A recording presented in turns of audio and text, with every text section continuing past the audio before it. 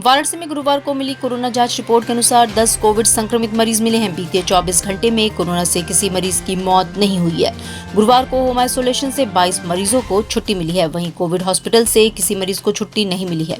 वाराणसी में तीसरी लहर में अब तक 14,286 पॉजिटिव मरीज मिल चुके हैं। इनमें से 14,205 लोग स्वस्थ हो चुके हैं, जबकि एक्टिव केसों की संख्या 68 है।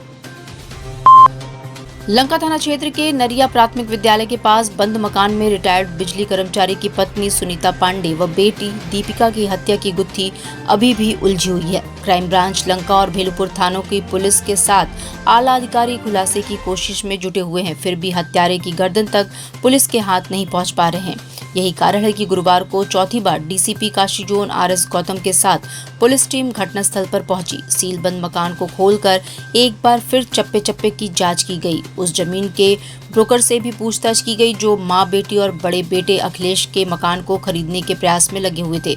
घटना के तार मकान विवाद से ही जुड़े हैं, लेकिन वारदात को अंजाम देने वाले हत्यारे इतने शातिर हैं कि उन पर शिकंजा नहीं कसा जा पा रहा है।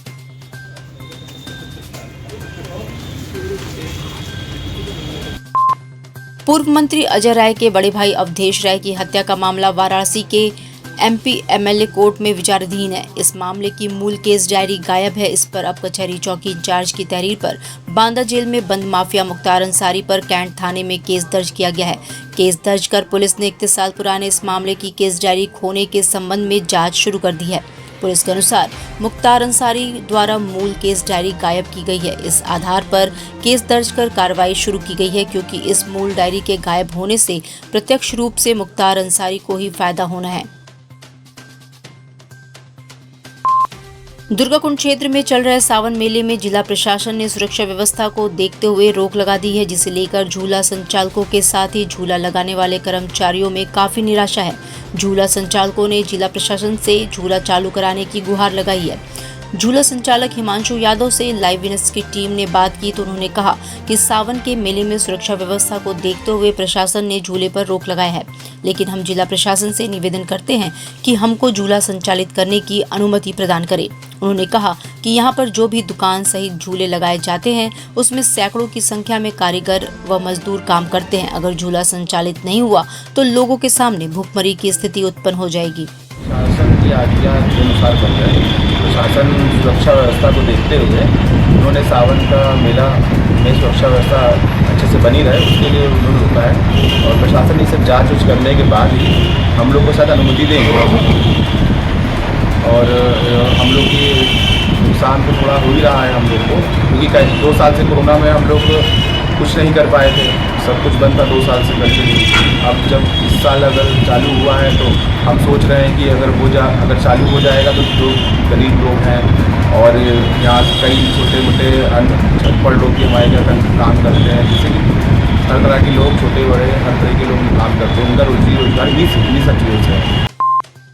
सरकार के ड्रीम प्रोजेक्ट रोपवे परियोजना का लगातार काशी विद्यापीठ द्वारा विरोध किया जा रहा है। इस संबंध में VDA द्वारा सफाई भी पेश की जा चुकी है कि रोपवे के 6 पिलर जो काशी विद्यापीठ और भारत माता मंदिर में बनाए जाने हैं उसमें विश्वविद्यालय को कोई नुकसान नहीं होगा। उसके बाद गुरुवार को भारत माता मंदिर में छात्रों, पूर्व शिक्षकों और इलाकों के प्रबुद्धजनों ने रोपवे के विरुद्ध धरना दिया और मुख्यमंत्री को एक पत्रक भेजा। इस दौरान मौजूद छात्र संघ के उपाध्यक्ष शिवजनक गुप्ता ने बताया कि हम लोगों ने आज भारत माता मंदिर प्रांगण में रोपवे के विरोध में धरना दिया है। हमने मुख्यमंत्री योगी आदित्यनाथ से मांग की है कि विश्वविद्यालय परिसर और भारत गरिमा, धरोहर, निजता व स्वरूप को बचाने के लिए प्रस्तावित रोपवे को परिसर से अलग करके कहीं और ले जाया जाए। और इसके आँख में मोतियाबिंद तो समझ में नहीं आ रहा है कि खाली रोपवे बनाकर कमाई करना है। हाँ, रोपवे बनाइए, रोपवे मैदानों में बनाया जाता है, पहाड़ी जगहों में बनाया जाता है। ऋषिकेश और हरिद्वार ये नहीं है। काशी एक अच्छी जनसंख्या वाला, बड़ी जनसंख्या वाला शहर है। इसके लोगों के छत के ऊपर रोपवे बनेगा तो सबकी गरिमा नष्ट होगी,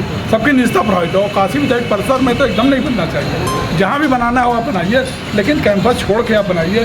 राजघाट से बनाइए, लाभतारा ले होकर ले जाइए, सारनाथ तरफ ले जाइए, जहाँ भी ले जाना हो ले जाइए, लेकिन कम से कम ये छोटी सी संस्था 13-13.5 बीघा में इसकी ज़मीन है। इसकी ज़मीन पहले ही नगर निगम ले चुकी है, बहुत ज़्यादा ज़मीन काशी विद्यापीठ की, तो उन ज़मीनों को ले चुकी है। फिर आप अगर रोपवे बना देंगे तो गर्ल्स हॉस्टल है उसके ऊपर से आएगा, हमारे मानविकी संकाय से आएगा, समाज विज्ञान संकाय से आएगा।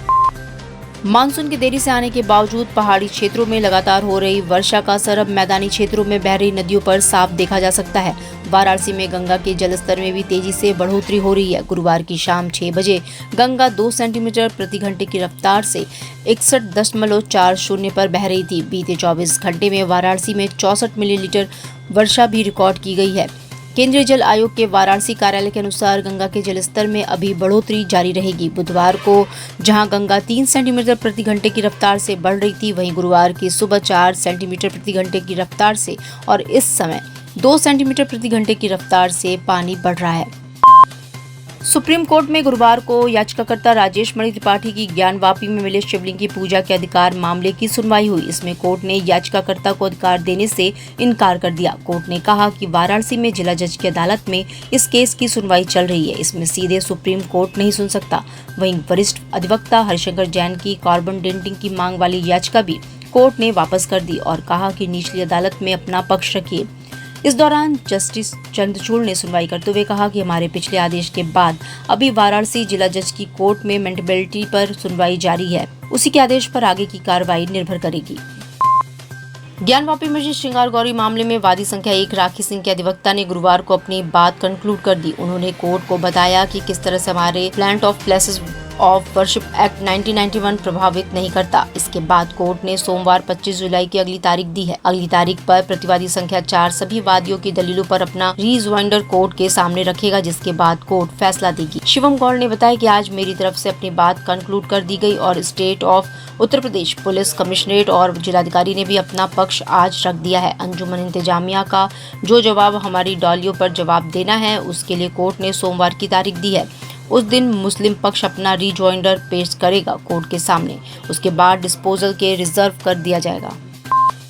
द्रौपदी मुर्मू जी बहुत ही सौम्य स्वभाव की हैं। वो भारत की विचारधारा सौम्यता में दृढ़ता की प्रतीक है। उनका राष्ट्रपति बनना तय है और उनके राष्ट्रपति बनने से हम सभी महिलाएं खुश हैं।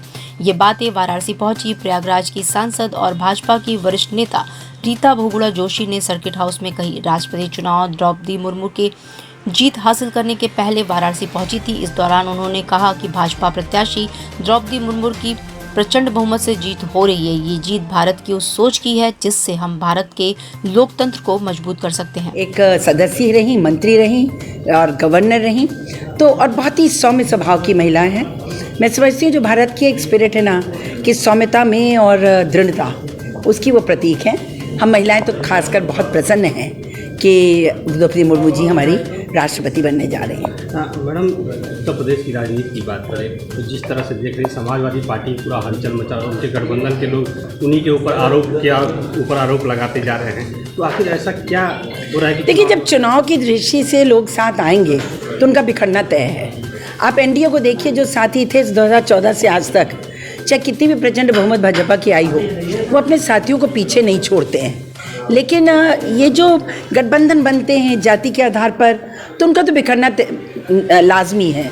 मैं तो पिछले 30 वर्षों से सक्रिय राजनीति में हूँ और गठबंधन की राजनीति 1990 के बाद से प्रारंभ हुई। आप देख लीजिए, जितने गठबंधन विपक्ष में बने, चाहे वो पहले कांग्रेस के विरोध में बने हों या भाजपा के विरोध में, अगर वो सैद्धांतिक आधार पर नहीं हैं तो चल नहीं सकते।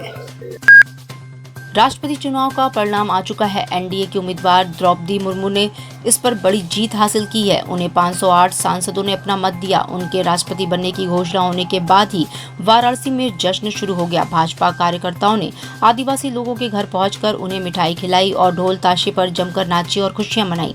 भाजपा के जिला मंत्री शिवानंद राय ने बताया कि एनडीए की राष्ट्रपति उम्मीदवार द्रौपदी मुर्मू की ऐतिहासिक जीत के बाद आज हम लोगों ने आदिवासी लोगों के बीच इस खुशी को मनाया है, उन्हें मिठाई खिलाई है। मैं सभी मतदाताओं को धन्यवाद देना चाहता हूं जिन्होंने उन्हें अपना मत दिया और विजयी बनाया। उन्होंने आदिवासी समाज का गौरव बनाने का काम किया है।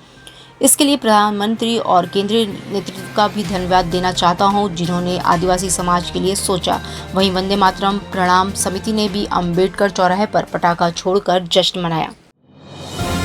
डिजिटल इंडिया का digital new platform live VNS पिछले 7 वर्षों से बनारस की सेवा में। पाइए बनारस के कोने कोने की खबर निष्पक्षता के साथ। लाइव वीएनएस से बनारस की ताज़ा तरीन खबरों के लिए प्ले स्टोर से डाउनलोड कीजिए लाइव वीएनएस ऐप या फॉलो कीजिए लाइव वीएनएस को सोशल मीडिया पर।